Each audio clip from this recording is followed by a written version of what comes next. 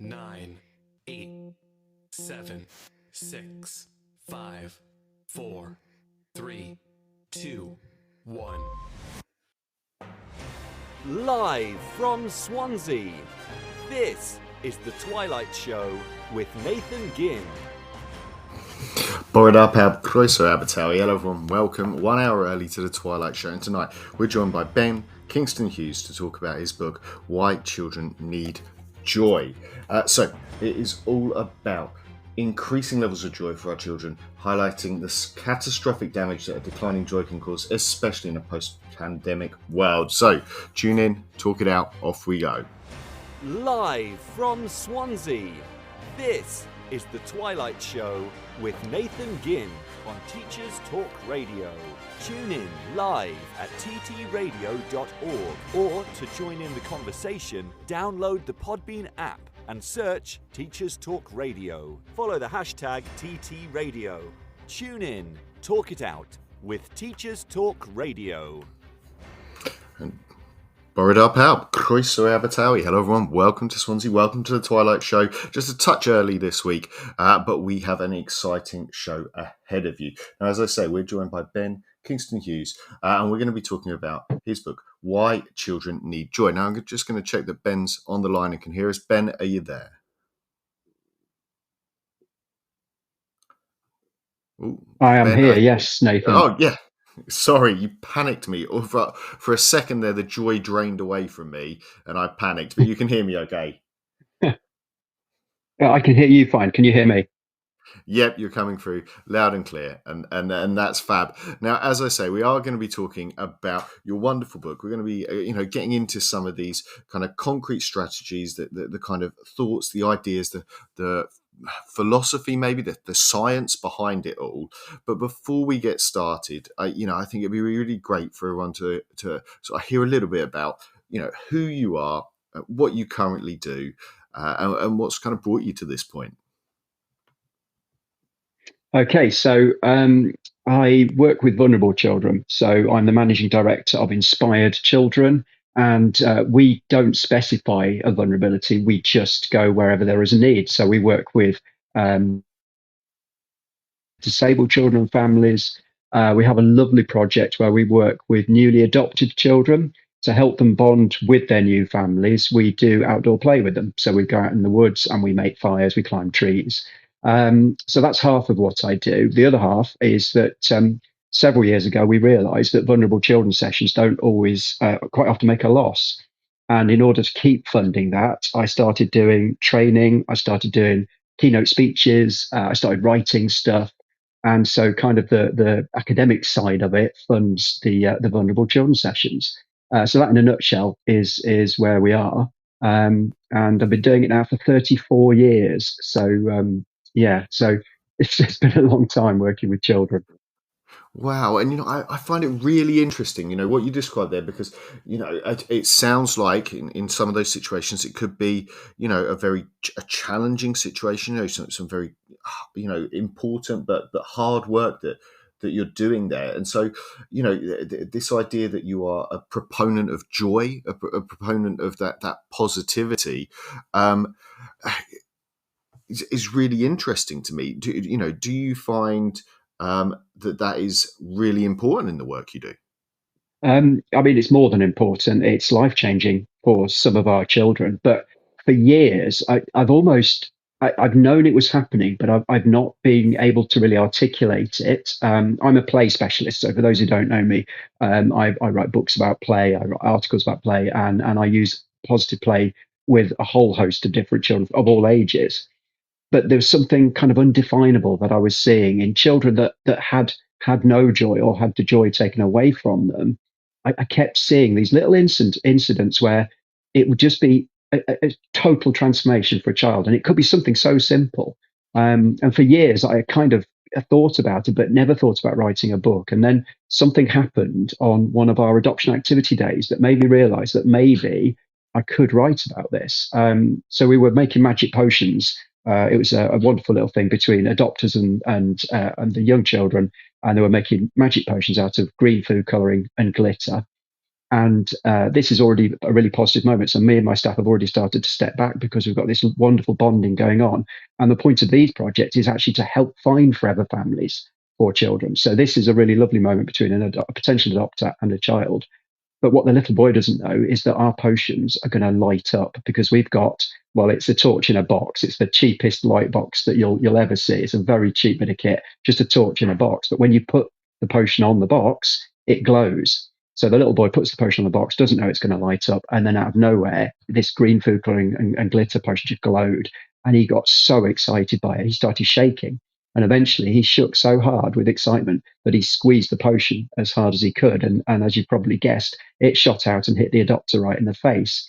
So there's green food colouring glitter all over this adopter. He's wearing a white shirt as well, which didn't help. He kept saying, oh, it does wash out, doesn't it? I'm going, yeah, of course it does. It doesn't. Of course it doesn't. But then there's a moment of hesitation. They both burst out laughing, and it genuinely the loudest, most beautiful laughs ever. And then at the end of the session, that was an expression of interest that did lead to a forever family for that child, that singular moment of joy. And that's when I knew that maybe it isn't just a nebulous, abstract concept. Maybe I could write a book about joy because this is real. It's so real that he had to react in a visceral way by squeezing that potion. And so that led to me starting to explore the neuroscience of joy, the biochemistry of joy, and just those moments that change children's lives and how we can apply that to all ages of children and in any setting as well. Now, I wanted to ask about this because, like, I read a lot of education books. I read a lot, child development, teaching books. I try and read across, and I had a revelation whilst reading this because so many of the things that you describe in the book, I was like, yeah, I've been so inspired when I've seen other practitioners do things similar, and that is definitely something that I want to know more about and put into my practice. But I really struggled then to think back and think, right, have I read another book or even a chapter in a book that's talked explicitly about this? Now, does that surprise you? I wanted to ask, do you think there's a blind spot maybe for teachers at the moment, or maybe the curriculum around this aspect of education? Well, when I first went into researching the book, I was coming at it from the perspective that there was no writing about this. There was no research, and that I was going to be trailblazing and coming up with new things. But actually, if you dig deep enough, there are some really interesting studies that explicitly mention joy. There's some wonderful stuff by Dr. Judy Willis, who talks about joyful approaches to education. And she's looking at sort of primary and secondary school children, saying that these are not just optional extras. This is the primary way in which children learn. And she backs it all up with neuroscience and, in fact, multiple neuroscience studies for all of her assertions. So it is out there, but no, it's very hard to find. And so, for instance, I do a lot of work with early years, and the word joy is not mentioned once on our early years foundation stage. It's not mentioned once on national curriculum. Although I did have a podcast recently, actually, with an Australian psychologist, and she was telling me that the New Zealand's version of the EYFS, the early years foundation stage, has got 5 mentions of the word joy. So it's not always omitted, but in our country, it does seem to be, it's not mentioned ever in any kind of teaching practice. I do a lot of guest lectures on teacher training courses. It's not mentioned there. So yeah, it is. There's not much out there, but there are a few really lovely little studies. Because it does surprise me, because I have two young children myself, a 4-year-old and a 6-year-old, and particularly the 4-year-old. When I think about his education, and he's very lucky. He has, like many wonderful, sort of early years practitioners I've worked with, or even sort of lower primary teachers as well. They've, when I sent him to school, I want the joy to be there. That's one of the key things for me. And there are other bits and pieces. And, my older child moves up the school as we go. And, maybe there's going to be more formality there. And certainly my experience of working in primary schools and then into secondary schools is that formality sort of comes in, and that maybe that the things that make early years education so special to me start disappearing off. And you've mentioned already a couple of times there about all ages. So I wanted to ask you about that. Do you think that children or their teachers grow out of playing curiosity, or is it something that we should be holding on to? I think that there is a tendency for us to almost make children grow out of it by how we handle it.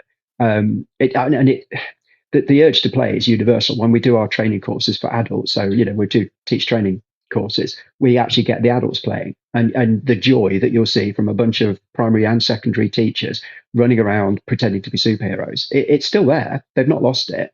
And it's just about reminding ourselves that actually our children need this as well. It's interesting because I've worked in lots of different areas. So working in inner city projects, I used to work on adventure playgrounds. And in those areas, they were such an integral part of the community that your 15-year-olds would come up and say, "What we're playing today." They wouldn't use the word play with any kind of stigma. That was perfectly natural because they had gone from age 2 all the way up going to a play environment. But then when you go to other areas, it's almost seen as when you're older, that the older children don't play because play is seen as childish and frivolous. So I think it's more society than it is the individual children, because I think everybody needs to play. And actually doing intergenerational work, we got a 4-year-old playing patty cake with an 8-year-old. You see just how valuable play is for the 80-year-old. It's actually making their brain healthier. So I think there's a stigma attached to play, but I think rather than not using the word play, we need to reclaim it and say play is for all. And the joyful approaches are neurologically incredibly sound for education as well. So you all remember the teachers that you had in your own childhood, the ones that made it fun. And they're the ones that you actually learned more. And you often made your choices of your options based on those teachers. And so now we know why that happens neurologically. And even simple things, like if you're enjoying what you're learning, if you're interested, if it's novel, you automatically give more of your brain's resources to that task. So you are automatically increasing your capability and increasing your ability to remember stuff. It's instant. It's filters in your brain that make you focus more if you're enjoying it. So none of this is rocket science, but it is the stuff that we need to, I don't know, recapture for our children, because it is the most effective way in which they learn, as well as being massive for all the therapeutic stuff that I deal with. Yeah, and the way you describe it, certainly, as I say, some of the teachers I've worked with over the years, I personally have seen the benefits of approaches like this with young people, and as you say, of all ages. And I wonder, you mentioned the early years curriculum there, and the lack of this word. Is it a case then that we need to reclaim the word joy, and I guess in that sense the word play, because when you were describing play there, I've talked to some lecturers, some organisations like Play Wales before about some of the work they've done around play, and they don't mean child. They don't, how do I word this? They're not talking about being childish necessarily. They're talking about things that we all do, the way we interact. And I know in your book the way you describe adults interacting with the young people and keeping this openness that I see very much, and this curiosity that we, is part of early years provisions, hopefully across the country.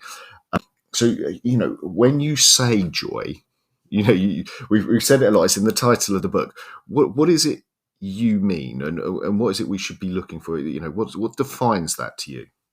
So that was my first job, really, was because I was worried that people would think it was nebulous, or that, maybe I've had a midlife crisis and telling everyone to go hug a tree. So what I wanted to do, chapter 1, was define what joy meant to me. And that was based on the experiences of what I'd seen. So I'd already written my book about play. So I'd got that background. We talked a lot about the brain in my book about play, but there were obviously people asking for a second book. And I didn't have an idea for a second book until that day, on that adoption day. And then I knew what to write, but I knew I had to define it. And so what I've tried to do is break down joyful experiences so that you can apply them in your settings, and so you can see them with your children.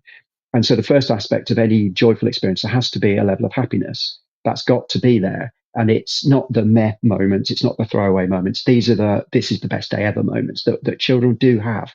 And so there has to be an element of happiness. But I've had to be clear as well that it's not always accompanied by big belly laughs and smiles.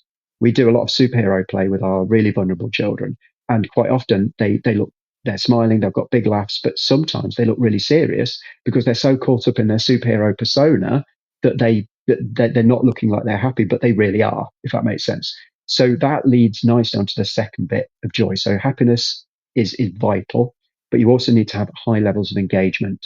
They are not the looking out the window moments. They're not the I'm bored. These are the moments where you're fully there in the moment.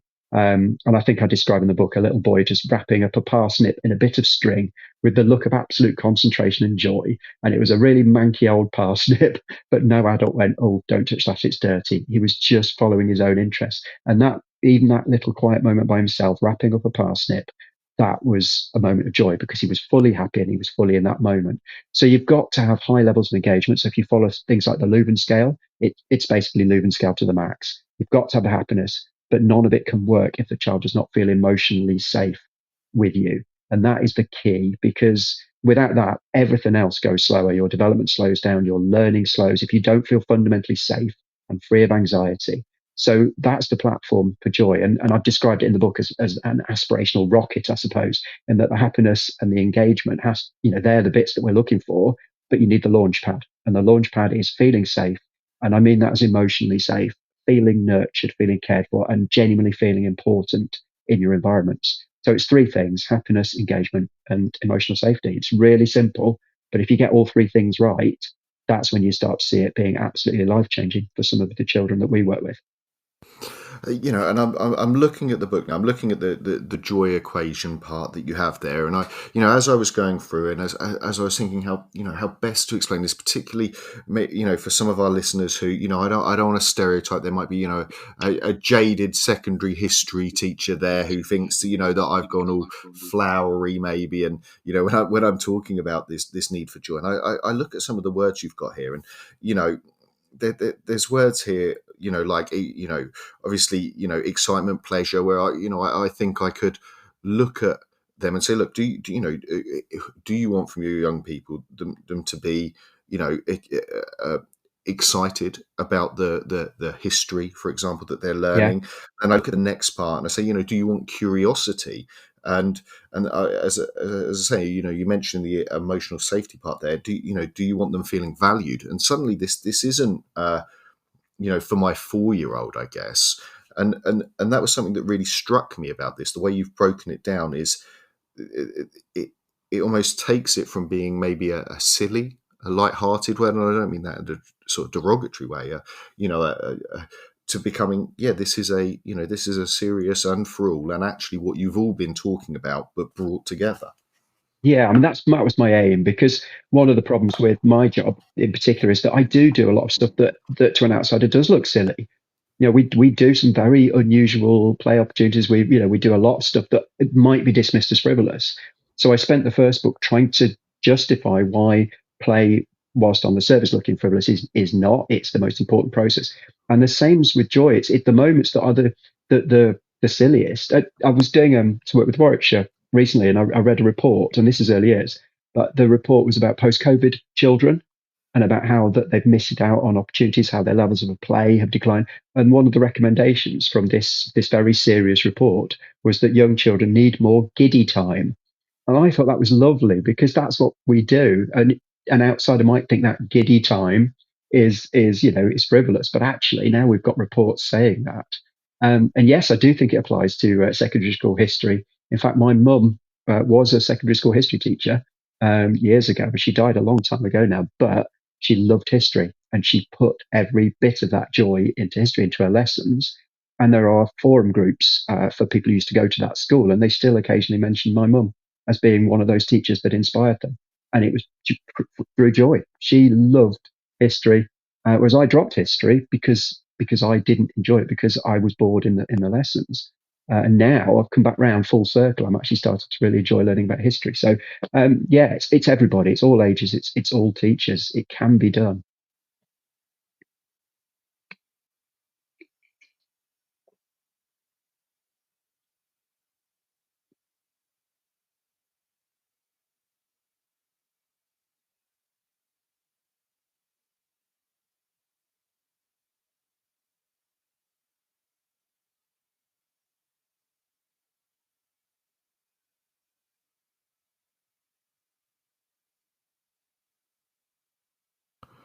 Sorry, Have you got me?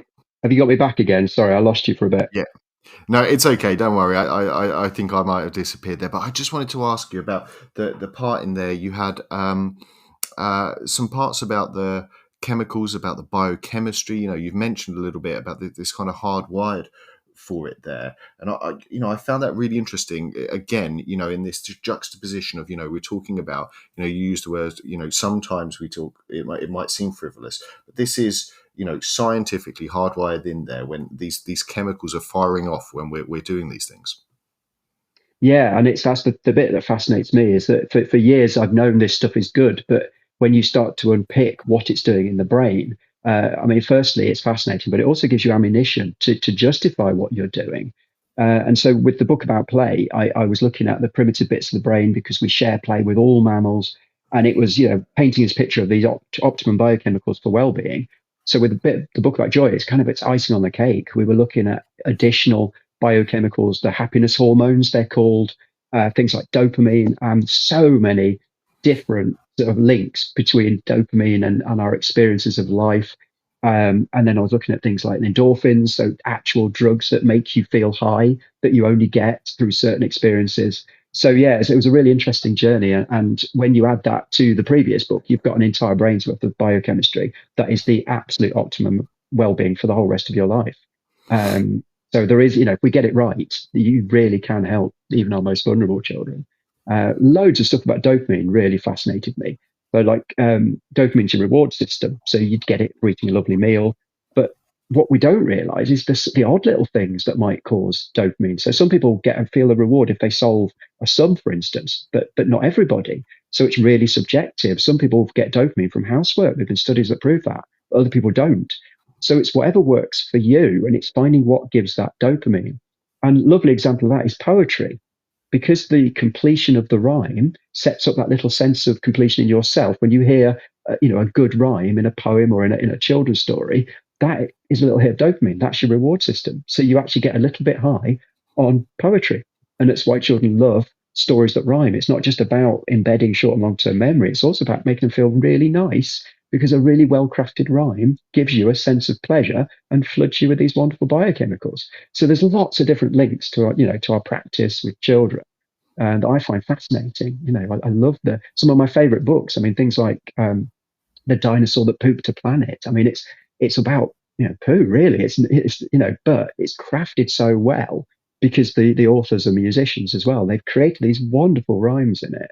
And you get a genuine sense of satisfaction when you read that, especially to a big group of children all shouting the word poo, which links nicely onto the chapter on humour that I also put in the book, because a lot of children's humour is about poo. But yeah, the beautifully crafted lyrics or lines give you a dopamine hit, which is awesome, isn't it?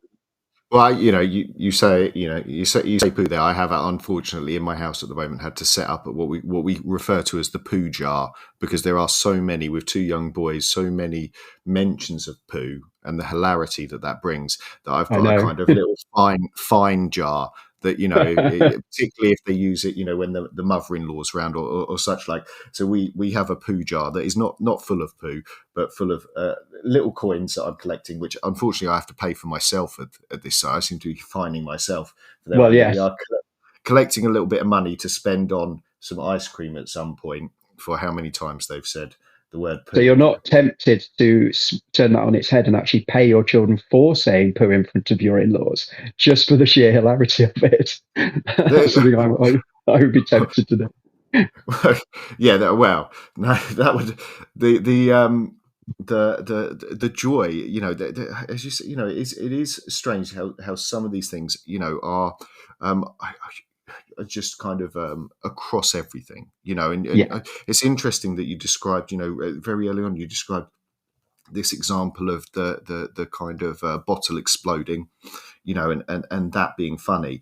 And I do, I wonder, and I'll put this is not maybe a question that I prepared you for, but I wonder if there is, for the adults there, a level of safety and trust and security that's also needed to be able to enjoy that moment. Does that make sense? Yes. No, absolutely. It's I mean, that's basic attachment theory, isn't it? Every aspect of children's levels of exploration, and whether that's, exploring physically or exploring concepts verbally or humor, it's all dependent on the adult that they are with, they feel safe with. So at any point, this is why we have children who won't speak, because they have not once felt safe, and the only way we can get them to speak is if we show them that we're a different sort of grown up who's not going to make them feel intimidated. So no, you're absolutely right. And humor is one of the most incredible shared things. And there's all sorts of evidence to say that it's one of the best things to bring children out of a dissociative state. Dissociation is where their brains actually begin to shut down because they're so caught up in the fight or flight responses that their brain is just can't do anything, and they withdraw into themselves. And we now know that shared laughter with another human being is one of the best ways to get children out of it. So no, it's brilliant, but you do need, and that's why I've tried to get across in the book, and that we've got to understand that children's humor is not going to be as advanced as the adults. And instead of being down on that, like some adults are, we need to celebrate it because it is a stepping stone.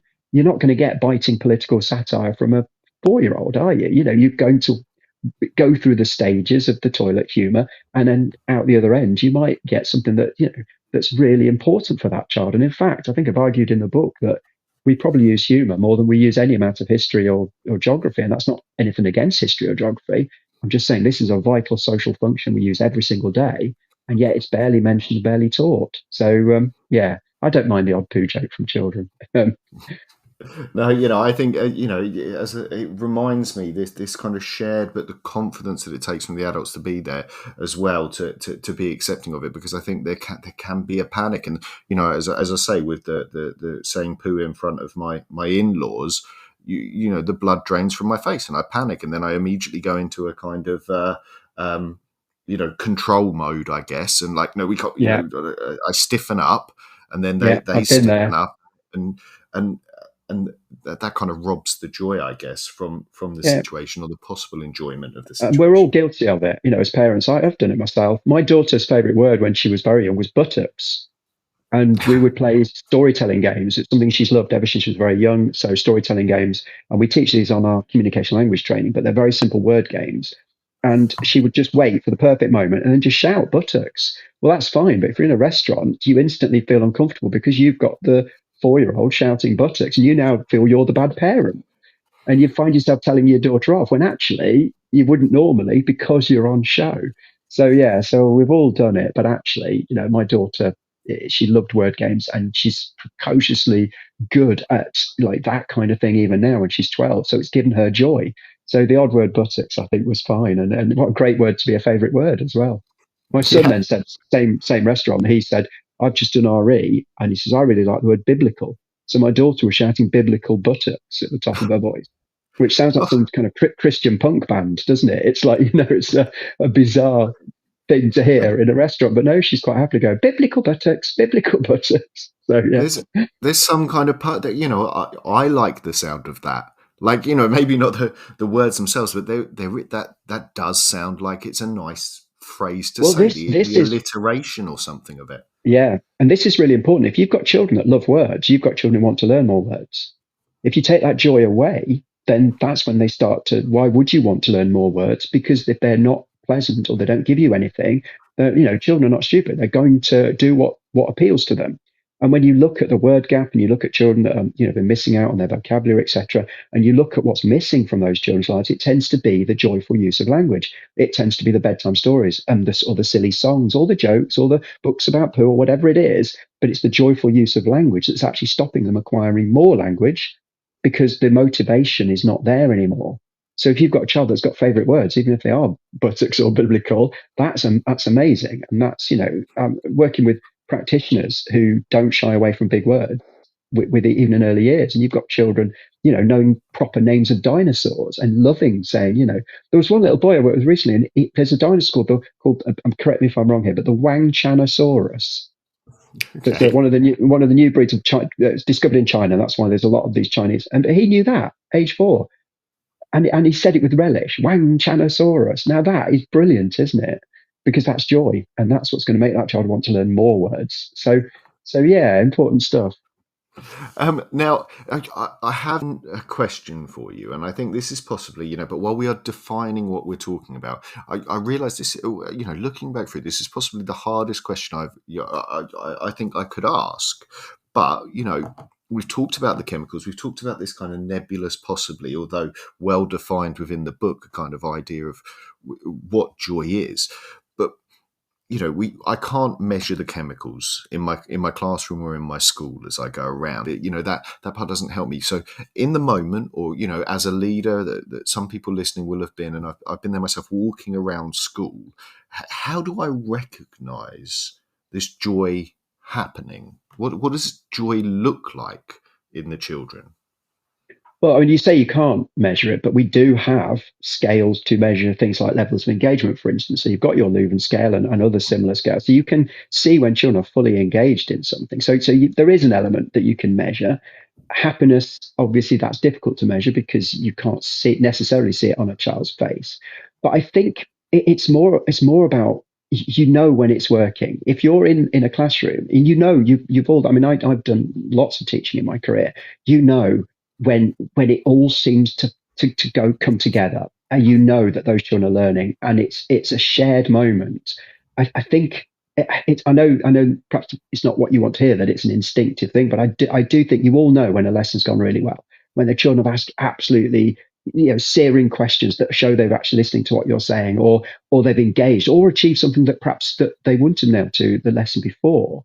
It's that shared moment. And I see it so often when we work with children, and yet I also see when they've not had that. I was in a school last year, and this was a consultation exercise, so I wasn't teaching. I was working with children in primary school to try and find out about lunchtimes to make their lunchtime better by getting children to make up the rules for lunchtime, for instance, or to buy the resources. So it was getting them involved. And I said to the head teacher, I said, I don't want your school council children because they get all the chances. I just want ordinary children who wouldn't get a chance to work with a consultant. Well, every teacher in the school thought, oh, I tell you what, I'll send Ben the naughtiest child. Sorry, I'm using the N word there, but and that's it for the next 3 hours. So that's what happened. So I got handpicked children with challenging behaviour, and I had the best time ever, because once you got them engaged and joyful, you got loads more of the actual good stuff out of them as well. And I'm not saying it was easy, because by the end of it, I was exhausted. But it's just really rewarding, and when it's going right. I don't think that's answered the question at all, but I think it's a feeling that we all share.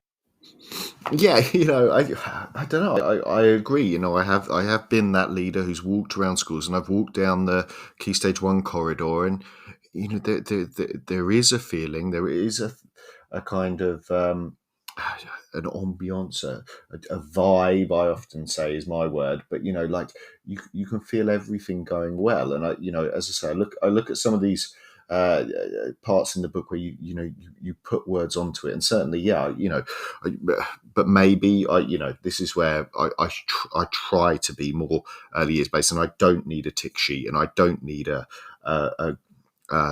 matrix to make a decision, to make a kind of feel, and maybe that kind of feeling, or that descriptive level it's my Key Stage 2 personality in me that's doing that. I'm afraid it pulls me back to having a tick sheet where I can feel I've achieved something. Yeah, I don't think the two are mutually exclusive. I think that's the lovely thing about the research on joy, is that I think you can still be the outcome driven teacher. You can still get incredible achievements from your children. You can get them to reach certain levels. The use of joy will speed that up, especially for the children that might have been struggling. So it's not a case of you're either the funky, joyful teacher who throws the rule book out the window, or you're the focused, formal educator. I think you can be both, because every single teacher in this country has chosen to do that because they love it. They wouldn't do it otherwise. So if you are a history teacher, it's because you love history. And yet sometimes we get children who disengage because that's not coming across. So those children are not going to reach the checklist or reach the outcomes. Whereas if you've got the teacher that goes, let's try making it fun. Let's try focusing on the really interesting stuff first, the really odd stuff, and then bring it back to some of the nitty gritty. And then we'll see what happens. I don't think you lose outcomes. I think you actually get stronger outcomes for more children. So what I'd really love, to see is that we don't think that you have to be one or the other. You can be a joyful practitioner of any age of children. And again, back to Dr. Judy Willis. I mean, what she said is it's not just conjecture. She's backed up every one of her assertions about joy in education with multiple neuroimaging studies. And she's then said there's not one shred of evidence that joyful approaches can in any way ever harm a child. but there is evidence to say that there are some contemporary methods of educating that might well exclude or even harm children. So you've got nothing to lose, but I think you can do both. Yeah. No, it does lead me on to sort of my next question, and this is, possibly the only criticism that I've ever had thrown at me for believing in this way or that, and it is around this idea. You do say in the book about using easily bored children as a barometer for joy. And Yes. and I wanted to ask your opinion on that idea. We can sometimes be accused of education as entertainment, and teachers, do teachers need to be clowns? And I wanted to get your kind of opinion on that. You've kind of already answered it, I think. Yes. Can I just check you can still hear me? Because I just had a thing pop up say call ended. No, I can still hear you. You're fine. Perfect. Yeah, I have ADHD. I was diagnosed 6 years ago, and for years I had no idea, but I've always felt that I got on really well with the children that would have a similar diagnosis. And I've always felt that I had an insight into working with those children. So I ended up writing training courses about ADHD, but from a practical perspective. And it was only when I worked with an actual clinical psychologist to help me with the medical side of it that she said, after about 10 minutes, she said, hang on a minute, have you ever had a diagnosis? But I think because of that, I'm always looking for that child that was me, because I'm not, I am quite competent at stuff, but only in short bursts. So my attention goes really quickly, even now, and I'm a lot better than I used to be. So I've always looked at, whenever I'm teaching, I've always looked out for the children that are struggling, because that would have been exactly what I was like as a child. And so I've always kind of thought, well, if I can get, Ahmed engaged right now, then everyone's going to be, rather than it being, pitching it just to the children that are really engaged, pitch it to the child that's not, because you're not going to lose the other children, are you? So I've always done that. I don't think I answered the question, but yes.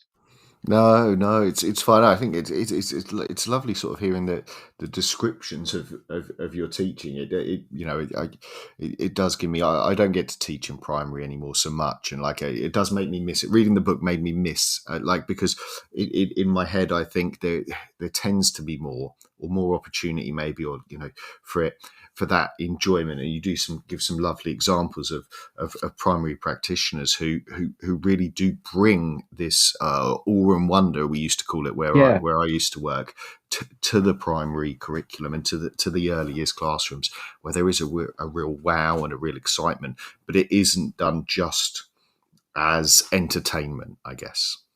No, and that is the point. And it's kind of how I've had to design my training, is that I know it has to be entertaining, but it's also got to make people think.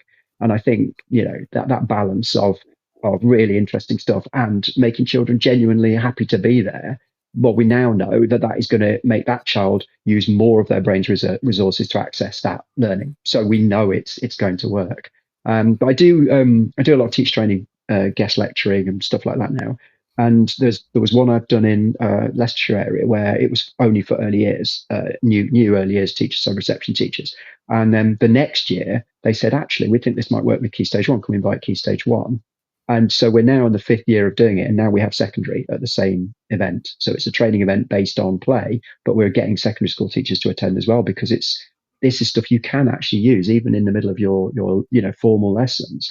So I think that yes, you're right. Primary, the most amazing teachers in primary who just give their children joy on a daily basis, and we've called it the tenner in the pocket feeling in the book, which I know is something that you were talking about in an email earlier. But that is something that if you get that right, that can be all the way through education. That can be university lecturers doing that, can't it? So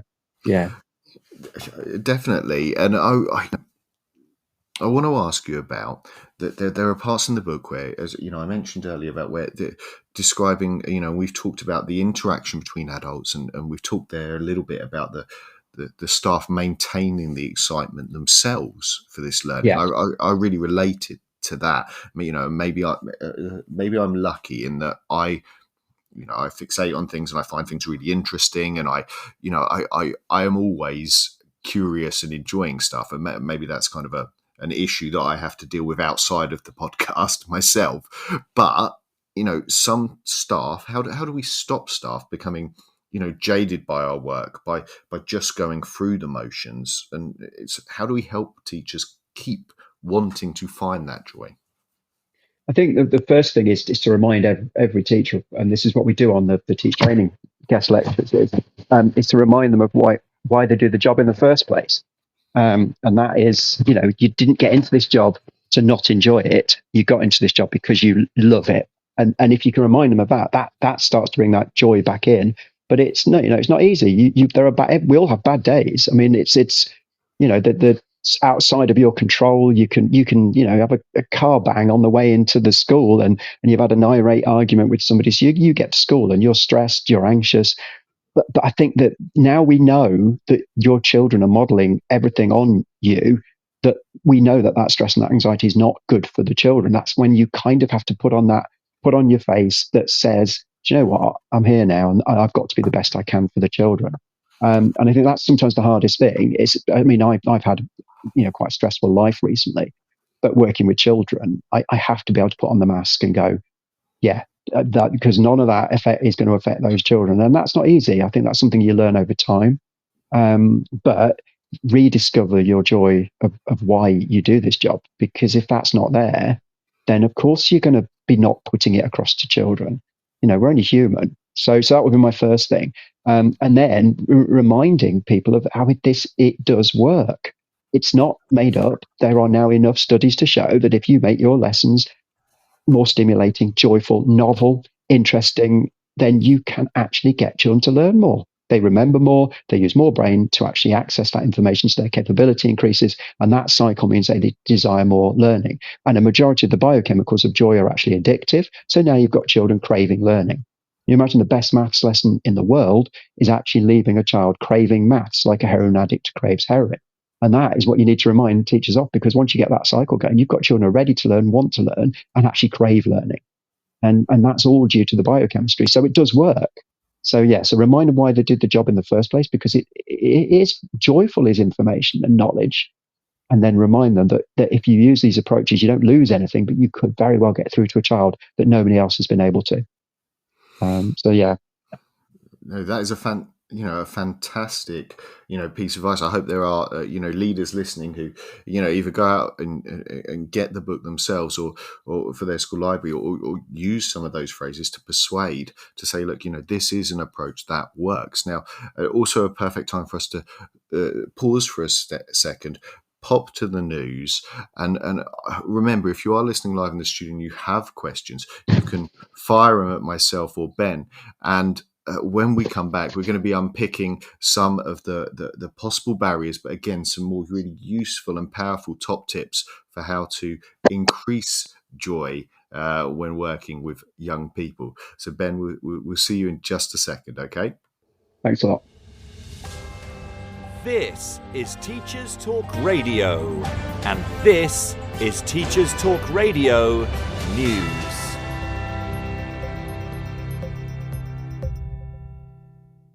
Maths is in the news again, according to the BBC News website. This time the story is about the pass rate for GCSE resits in the subject. November results show 22.9% of maths entries were marked at grade 4 or above, down from 24.9% in 2022 and 26.9% in 2019. In contrast, the pass rates for GCSE English resits rose to 40.3%, up from 38% in 2022 and 32.3% in 2019. In England, under 18s must retake the GCSE in English and Maths if they did not achieve a minimum of grade 4. The resits for the recent November series were marked, like the summer 2023 exams, back in line with the pre-pandemic levels. Prior to the exams, some colleges reported they were having to expand class sizes and hire additional exam space to cope with rising numbers of pupils retaking the two subjects. Those sitting the subjects in November are only a subset of the total resitting, as some pupils will not take the tests until the summer. The fall in the maths pass rate comes after government announced plans to replace A-level and T-level qualifications with a new Advanced British Standard, which would include some English and Maths up to the age of 18. Whilst the arrival of the new Ofsted chief made many headlines across media outlets, Schools Week focused on tech issues which prevented many inspectors from accessing training. All inspectors working in schools, FE, social care and early years were due to attend mental health awareness training led by Sir Martin Oliver, which was around 3,000 staff. However, it was announced that Ofsted had experienced some technical issues and that fewer than 1,000 inspectors were able to actually access the online sessions. Ofsted did say that a recording was available, so those not able to attend would watch it back. Inspections, paused for the start of the new term, will resume on the 22nd of January. They were not paused in early years settings. Attendance is in the news again and looks set to be a key focus for all political parties as a general election approaches.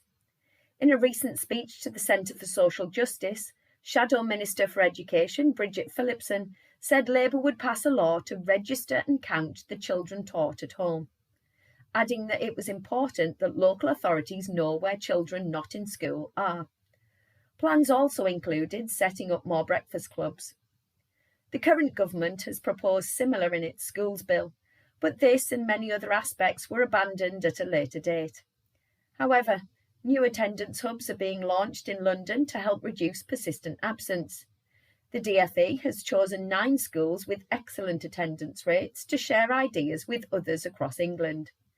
An advertising campaign called Moments Matter, Attendance Counts was also launched, although some aspects drew criticism from some quarters concerned that the campaign sought to minimise mental health issues. Education Secretary Gillian Keegan said, "Tackling attendance is my number one priority." In Wales, teachers at a high school are striking over poor behaviour of pupils, and NASUWT in Wales say there are now 6 schools in dispute over classroom safety. Teachers in Scotland have also raised concerns about deteriorating behaviours. The TES magazine featured an article by Bill Rogers, behaviour consultant, university lecturer and author. The article focuses on possible reasons for what teachers report as deteriorating behaviours in schools and strategies to improve things. These include focusing on describing and insisting on the behaviours needed for all to learn. Also using clear, assertive language and calling pupils to account for their behaviour. The full article is available online. Finally, the BBC has run an article on the news website focusing on how children and adults can stay healthy at the start of the new term. Officially, January marks the start of the spring term, but winter bugs like norovirus and flu are likely around for several months yet. The article focuses on 5 top tips: regular hand washing, regular cleaning of high contact areas, staying at home for serious illnesses such as high fever, vomiting or diarrhoea, vaccinations where necessary or applicable, and using the NHS online services to keep informed or to seek advice. Hopefully, a healthy new year will lead to a happy start to the spring term. This has been your Teachers Talk Radio News with Joe Fox. Live from Swansea, this is the Twilight Show with Nathan Gynn on Teachers Talk Radio. Tune in live at ttradio.org, or to join in the conversation, download the Podbean app and search Teachers Talk Radio. Follow the hashtag TTRadio. Tune in, talk it out with Teachers Talk Radio. Borodar Pab, Croeso Abertawe. Hello everyone, welcome to Swansea, and you find us a show all about joy. In fact, about a book by Ben Kingston Hughes, Why Children Need Joy. And we're joined by Ben with us. Ben, are you still with us? I am, yes. Fantastic stuff. It's, as I say, I've really enjoyed the book. I will read a little bit off the back here. It says the book gives concrete strategies for increasing the levels of joy in children and highlights the catastrophic damage that a decline in joy can cause, especially in a post-pandemic world. And certainly, I found, littered with great examples, got me thinking, and really insightful parts, the theories behind. We've talked about the chemicals, the biochemistry, the neuroscience as well in there. And just off the back of the news, I wanted to ask you, a little bit about behavior in there. And for a book, the part that I was maybe surprised about in the book is there's quite a few parts where you talk about behavior in the book, and particularly post-pandemic and for vulnerable children. And I wanted to get your opinion on that. And are we getting it wrong in increasing our sanctions to, inverted commas, crack down on poor behaviour? I suppose this is controversial stuff. I need to be quite careful how I say this. But the whole reward sanction approach to behavior is based on behaviorism, and behaviorism is 1950s rats in mazes. And the problem with that is that subsequent psychology has moved on. And in fact, modern behavioral psychologists no longer believe that rewards and consequences are effective. And that's because humans have got so much more brain than the rats and the dogs in the experiments. So, that the unique upper brain that humans have, where we have empathy, you don't get that in any other species, certainly not at any noticeable level. We have moral codes, we have ethics, and we have conscious choice of our behavior.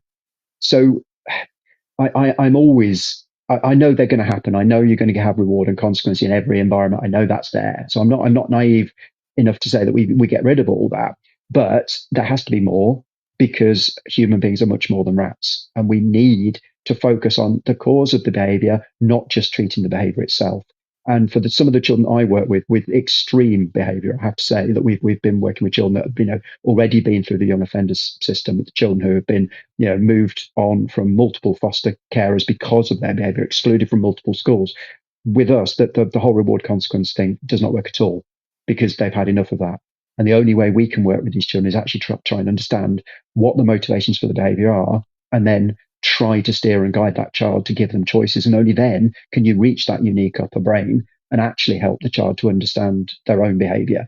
And one of the key messages that we always have to say to our staff is not to take it personally, that if a child is saying that, the tendency is that the children who are the least well behaved are the least likable. And that means that every adult in their life treats them the same, preemptively being negative with them, or just responding with sanctions. And when you actually look at the balance in their lives of what positive experiences they do have, they're almost nil. So sometimes it's a case of understanding why the child is doing what they're doing, where they're coming from in terms of their past experiences or their childhood experiences, and what we can do to show them that we're a different sort of grown up, and we're actually going to be a partner with them to help them towards more positive behavior so that they choose it, rather than using the simple reward and consequence, which all it does is it conditions the child, which is in the same way you would a dog or a rat. And that doesn't hold. We know this from subsequent experiments in dogs and rats, etc. The conditioning will only hold for a certain amount of time, and then it slips. So it's a really thorny subject. We could probably talk about this all evening.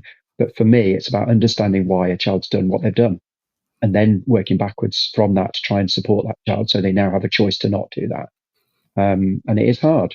We have children that there was a young lad who kept calling me swear words every other word. It was, the really bad swear words as well, like the C word, for instance. He called me that every other word. But I'd read his profile. I knew exactly where he was coming from. His mum was a sex worker. His dad was a drug dealer. He'd been excluded from multiple schools. So I didn't let that bother me, because I knew it wasn't personal. It wasn't aimed at me. And the funniest thing happened when we got him on a rope swing, because we were doing outdoor stuff with these young people, and he got stuck halfway across the water. So he couldn't go forwards or backwards. So he was over the water, and he just out of nowhere called me by my actual name for the first time. He just went, "Ben, will you help me?"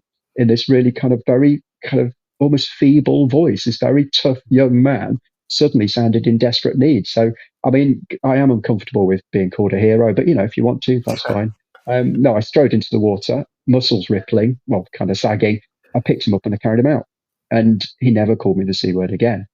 And it's not rocket science why. It's, it cost me nothing. It was only an inch deep was the water, so he was in no danger. But he'd never in his life had an adult that had his back, because every other adult had treated him with disdain and aggression, because that's how he was treating them. And all it took was for me and my staff to not go back at him, to stay calmed. And it's not pleasant. Nobody likes to be called horrible names. But from that moment on, he never, ever called me the C word again. And in fact, he would help us load up the van every single time we worked with him for the next 6 weeks. So I'm not saying that that's that miraculous thing's going to happen with every child. Of course, it's not. There is no miracle cure for behavior. But I think understanding the behavior first rather than instantly reacting, it makes a huge difference, because then you can tailor your reaction to actually give the child choices. So the sad thing, sorry, I'm wittering on, but the sad thing about that story was the foster carer came to pick him up that day, and the first thing he said was, "Oh, who's that child, and what have you done with Lorenzo?" Because he was loading up the van. So he teased him for actually doing positive behavior, and it makes you wonder, doesn't it? That foster carer could have chosen to be any role model that they wanted to in that moment, and yet they chose mean, and there was no need for it. But it was just, oh, it's only banter, it's harmless, but actually, that is not funny to that child, and it's not going to improve his behavior. So yeah, I mean, I think sometimes we really need to take that moment and not react straight away and think, right, all right, why have you done this? Because that's the only way we can really understand and help a child, rather than constantly punishing. I think one of the things that I got from the book and some of the examples that you give, and I think I'm terrible with names. I think Dave McPartlin. Is it? Yes. Yeah. And teachers like that, when I see them, and I've worked in schools like that, and I remember talking to a couple of trainee teachers recently about science, and this isn't necessarily against science as a subject or science teachers, but I often myself end up working with people, young people who need reconnecting with their learning in a way that you describe in this book of joy is what I think I've been talking about all along in my head, and to find the words through your book to describe that. Because I said to them, like, you've seen poor behavior, and so you've taken away the Bunsen burners. You've seen them, maybe messing around with their friends, and so you've taken away the experiments, and we're left with a not very enjoyable, or all the joy aspects of it have gone, and we're wondering why the young people aren't engaging with it, and that's a really hard spiral to get out of. Oh, it is, and don't get me wrong, I'm not underplaying the incredibly difficult job that teachers are currently doing, because if you're faced with a class full of students who are aggressive, violent even towards you, and because of their home experiences, or because of their anxiety levels or their anger levels, all of this joy stuff is going to seem a long, long way away. But what I'm trying to say with the book is that, one of the only ways you can get them to actually choose pro-social behavior in the first place is if they re-engage their upper brain, because the anger, the anxiety actually disconnects that bit of the brain. It makes us less good people automatically, and there's lots of studies on that you can look into. So it's not an instant thing, it's not an overnight thing, but you're absolutely right. If you can re-engage them back into they're coming to that lesson thinking, oh, this might be interesting, this might be fun. And it's such a hard cycle to break. I know it is, and I've been there. I worked in a school it was a behaviour wing of a school, so they got a whole wing for children with challenging behaviour. And I walked into the room with the teacher, and the teacher, before they'd even said anything, shouted at them to tell them to behave, and then left the room and shouted, "Yeah, good luck," and then closed the door with me in front of these 15-year-olds. It's a cycle. Everybody's reinforcing the cycle. I'm not blaming that teacher, because they'd have been abusive to that teacher the day before, so she's been abusive to them that day, and you keep it going. And sometimes it just takes one adult to stop and go, no, they are not trying to be badly behaved. They've not got up in the morning and gone, do you know what, I'm going to behave in such a way today that nobody likes me. No child ever does that. What they're doing is they're trying to find their way in a really difficult world, and they're doing what works for them. If they feel so massively disempowered that the only way they can get power back over their life is to make you feel rubbish as a teacher, that's not them deliberately behaving negatively. That's them grasping at straws. That's them desperately trying to do anything they can. And that's why, teenagers in particular will make the teacher's life hell. And it's because it's their one chance to get some power back. But if we don't let them have that power by making them enjoy being with you, enjoy your learning, then they don't do it in the first place. And I know it's hard. I can understand how difficult it is. And, my heart goes out to anybody that's in a classroom where they're banging their head on a brick wall every day, not able to teach because the behavior is so extreme. And a lot of that is down to COVID. It's down to environmental conditions. So yeah, it's hard. Now, as we start turning the corner, and I do promise we lift at the end with some very positivity. But I wanted to ask you before we get there, and a very positive book filled with wonderful examples of joyful activities, and I was excited just to try them, just reading it. But I wanted to ask you about the sort of the barriers to joy. You've mentioned a couple there, sort of of a kind of the banter element, or maybe kind of a putting down element. Where do we get it wrong in schools at the moment? It's a difficult one, isn't it? Because I don't think it's that we're fundamentally getting it wrong. I think that we're so caught up in the outcome driven stuff, and it's interesting when you work with special schools that have a lot more leeway in terms of those outcomes. You'll see them using a lot more of these joyful techniques, because they know that if a lesson isn't working, then there's no amount of keeping going over the same stuff is going to engage those children. So they know if it's failed, you run outside in the sun and you chase ladybirds, because that's the only way to get those children back on track. And I think maybe we need to take a leaf out of their book, because I think one thing we now know is if things aren't working, keeping doing the same thing is not going to. But because we're so caught up in well, I've got to get these children to this level by this time, or they've got to achieve this particular outcome, we keep focusing on the outcomes, and we lose sight of how we get there in the first place. And I think that's one of the biggest barriers, is that it's too much of a goal focused process. It's all about the goals, and it's not about the experience. And let's be honest, don't we want our children to have a positive experience of life, not just of school or of early years? We want them to enjoy their lives. And if we can focus a bit more on that, I don't think you lose the outcomes. I think you get better outcomes. The attendance debate that was on the news, at no point in that article or any of the government studies or any of the training did they go, well, why is it children don't want to be in school? It's because they don't enjoy it. You wouldn't. It's like if you're in the workplace and you've got a member of staff who's taking repeated sick days, the chances are it's because they're struggling with the workplace. So it's the same with children. And it's if we address that, then you wouldn't get as much absences. So that's the barrier. It's just the adult world, really. We're all a little bit too grown up, aren't we, in our outlook? Yeah, I do wonder. You talked about history and your own experience of it. I was a geographer, and I was a geographer because I didn't like history at school. I didn't enjoy history. And now I find great joy. Every night this past week, I've gone to sleep listening to a podcast about history, a history podcast. And this is something that I found no joy in at school. Yeah. And I firmly believe now, I would go so far as to say, is everyone enjoys history at some point, but at some point we maybe get it wrong and put people off. And that might be, for me, it was history. It might be for maths. It might be for someone else, English or language. Yeah. Particularly modern foreign languages, I think, maybe suffer from this. So there must be something there where it's not clicking, maybe. Yeah, and again, it's back.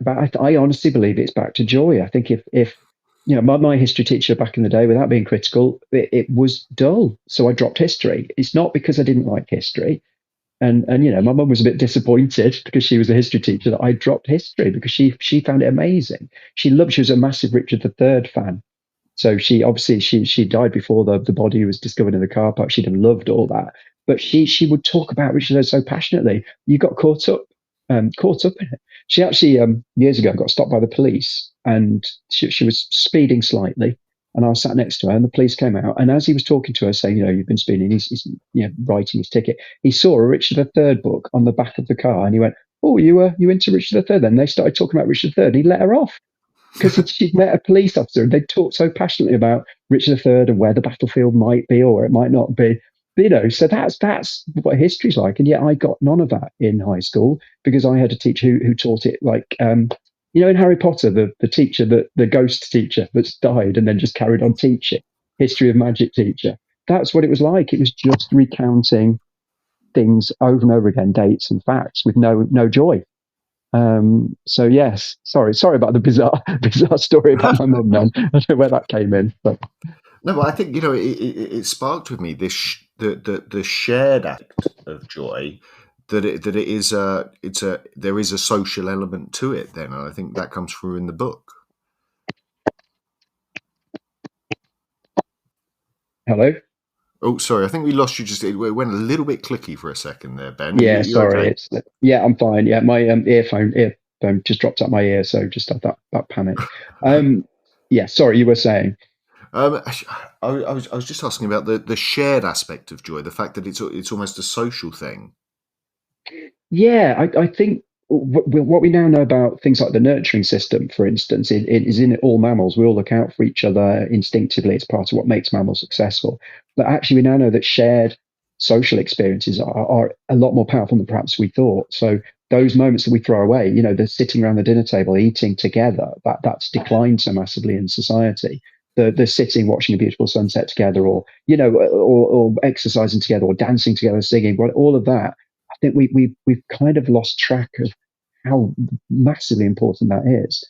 And those shared social experiences are so rich for not just brain growth and well-being, but also for actually making us human. And I think if you think about a society where, for instance, for 2 years we had less smiles just because of masks, that we don't know the full effects of that, but we know it can't be good for our children. So yeah, shared social experiences are amazing, and it's something we need to have more of, not less. And I wanted to ask you because of a really interesting part of your work, is training staff and I want to choose my words for this sort of carefully because who are with the children over their break times, so I've seen many different approaches to this, and often called supervision or duty, and it maybe Yeah, suggests a kind of sentry or on guard. I've also seen sort yeah, of the other end. Don't do anything. You are just supervise. You're the guard. I've seen the other end where we went really structured with break times, and it was rule based games. And you could yeah. only follow those bits, and neither of those I really liked.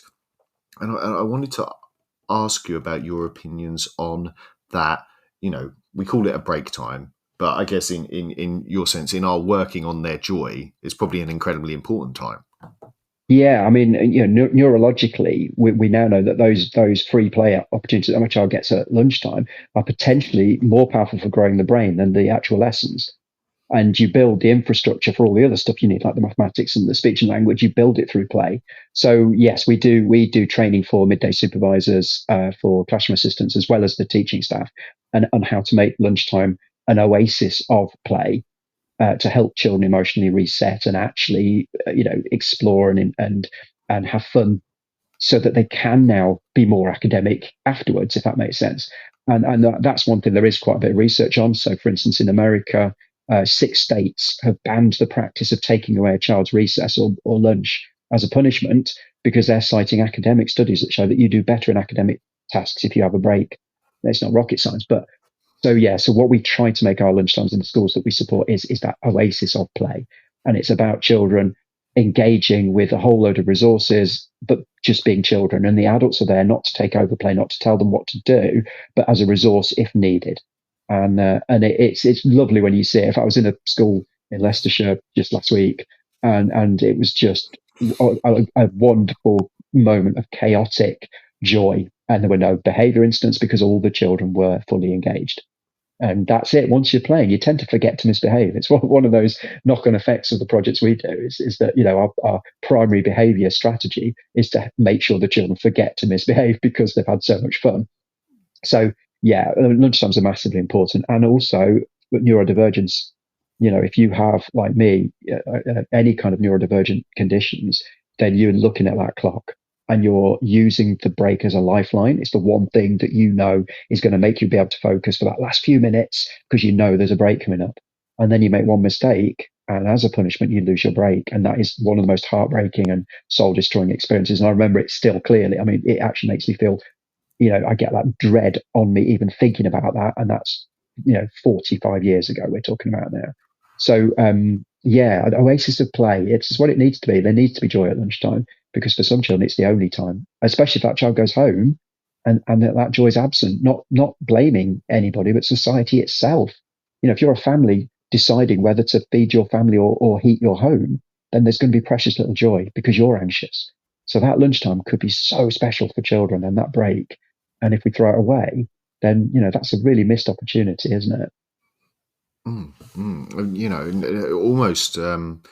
I think the sad thing, you know, you describe it there as it, you know, it disappearing. For me, it almost tends to go like almost entirely the opposite direction, where actually we, you know, we make them do the opposite of the complete opposite. So it will be sat still. You know, not Yeah, even you know, not even a not having the break and normal lesson time. It's the complete opposite, and you will be sat still and you will be doing a mundane task, maybe. yeah, You know, quite literally the opposite of the thing that was bringing positivity to them. yeah. I mean, Now, the nice thing at the moment, sorry, is that no, go on. there's a lot of people agreeing with, get more fun at lunchtime, get children out more. So even like the World Health Organization is recommending that we don't lose, lunchtimes or break. And in fact, a lot of schools are shortening the lunchtime to get more academic stuff in. Well, the World Health Organization is saying no, that is not a good idea because the benefits of that simple outdoor play is incredible for everything from neurological growth to your eyesight. We're in the middle of a myopia epidemic because children are not going outdoors enough and that's what activates their eyes more effectively than artificial light. So the World Health Organization is saying that any practice that reduces outdoor time should be stopped immediately because if we don't stop the current trend by 2050, over half our children are going to require spectacles or some other form of visual correction. So, there's that. The British Psychologist Society say that if you take away a child's break or lunchtime, it's a breach of their human rights. So it's not just me. It's not just some weirdo with a beard saying it. It is a lot of people are saying that children need that. And we hadn't realised, I don't think, just how important that lunchtime is for our children's well-being, especially if they don't go home and have that play environment that perhaps older people had. People who grew up in the 70s and 80s. You won't get that for many children now because they'll go home, the TV screen will come on, and that's it. That's till bedtime. So yeah, I'm a big fan of lunchtimes, and we try and make them absolutely amazing for children. We do all sorts of things, all sorts of old-fashioned playground games and dressing ups. People don't think that lunchtime could be a good opportunity for imagination, and yet you put some old bits of material out. You've got children doing fashion shows at lunchtime. Think about the wonderful creativity that's going on, like lighting up the brain like a firework display, and it's just because you put some old hats and coats out that children can dress up at lunchtime. So yeah, we do try and make them really, really special. Now, I wanted to end or as we move to the end of the show, I wanted to sort of leave with some positive kind of things and some advice, but I don't want to spoil the book. People should go out and buy this book. So I don't want to read out towards the end of the book. You give 12 pieces sort of advice. I'll call them, but you call them the principles of joy. If were to look at them, I don't suppose. Do you have it in front of you at the moment? No, I don't. If you're going to ask me what they I'm are, going to ask. yeah. I was going to ask you to pick maybe. Don't give them all. Let's not put spoiler warnings out for people. They can find the rest of them. But if you could pick maybe one or two things from there that teachers, school leaders maybe can do to be more joy focused from these principles of joy, what would you be suggesting? So, firstly, I think that it's quite funny that you're expecting me to remember a book that I've written No. myself. And I was in a position recently where I've written a children's song. That's another long story in itself, but I've written a children's song. It's actually in the book about joy, and that came about by accident. But we were in a position where we were singing this song, and myself and the lady that had written the music were at the Childcare Expo. We were asked to sing a song, and neither of us could remember the words to the song. Even the people who'd written the song. So I couldn't tell you all 12. But the thing that I think I'd like to leave it with, if we want to leave with something fun, is I think joy doesn't always follow the rules. I think sometimes it's the adult who's willing to bend the rules and be a bit mischievous about things that can really get through to children. And I love it when a teacher realizes, do you know what, this isn't working. Let's go and have a water fight outside in the summer, or let's do this, but let's do it in the wooded area, or let's play a game instead. And it's just that ability to throw the rule book out the window and do what's really important for children. So for me personally, in my career, I've worked with children with all sorts of different behaviour, but it is the mischievous ones that I remember. The children, those young children who've got that twinkle in their eye, but you wouldn't dare leave them alone with felt tip pens. I think they're awesome children. And I mentioned in the book that I work with a head teacher who described one little girl's really challenging behaviour as glorious. Glorious but challenging is how we describe it. I think if we can see that bit of mischief, I think that's the bit I'd like to leave people with. Let's mix it up a bit. Let's just have some fun. Yeah, I mean, I may get in trouble for sharing. People may shoot me down for this, but I was hit in the face with a plastic bottle this week at work. Okay, and that sounds terrible, and actually, but it wasn't done on purpose. And a child was throwing a bottle to go in a bin, which probably they shouldn't have been doing by the strictest kind of following of our the behaviour policy and everything, but they weren't doing it maliciously. They were having a bit of a game, so they were throwing it, and they missed and really donked me in the face, and it made that noise that a plastic bottle with the lid on can make when it hits something, that kind of like donk right on my face, and shocked me, and everyone looked, and then everyone laughed. And I laughed. I was actually almost in tears at that point, because it was a cheekier person who'd done it, maybe, but they hadn't done it with malicious intent. And then they were like, "Well, what are you going to do?" And I had to go through this process then of kind of like, I can't, like, it was just funny, and I think that stuck with me, that we all just laughed and kind of moved on, and maybe a younger me or a more panicked me would have been, phoning back some sort of behaviour sanctions and things and stuff, and getting frustrated and annoyed. And actually, it was quite almost, as you say, sort of glorious moment of just pure slapstick comedy. Yeah, and you probably achieve better behaviour out of those children by treating it that way than you would have done if you had done the sanctions. So yeah, I've got a lovely image in my mind now of you being hit in the face with a bottle. I mean, we've all been there as well, haven't we? It was probably the first time in a while that I've been in, like, just in tears of laughter, and they were like, "You okay?" I was like, "I'm fine. It's just you hit me in the face with a bottle." Yeah, I was just like, "Oh, I just can't."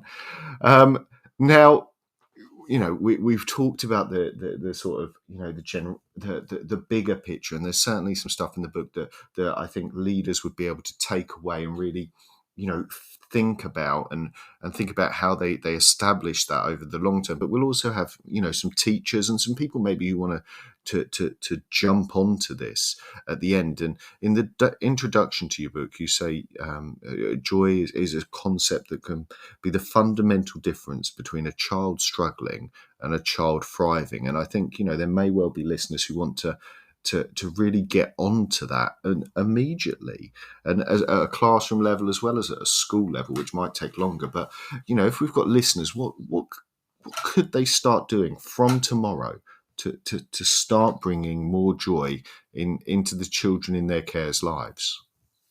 Oh, there's so many different things, but the first thing is to actually acknowledge that life can be joyful, because if we're going in with the stressed, day-to-day grind, which we're all guilty of, then first we've got to actually realize, do you know what? Today, what I'm teaching can be amazing.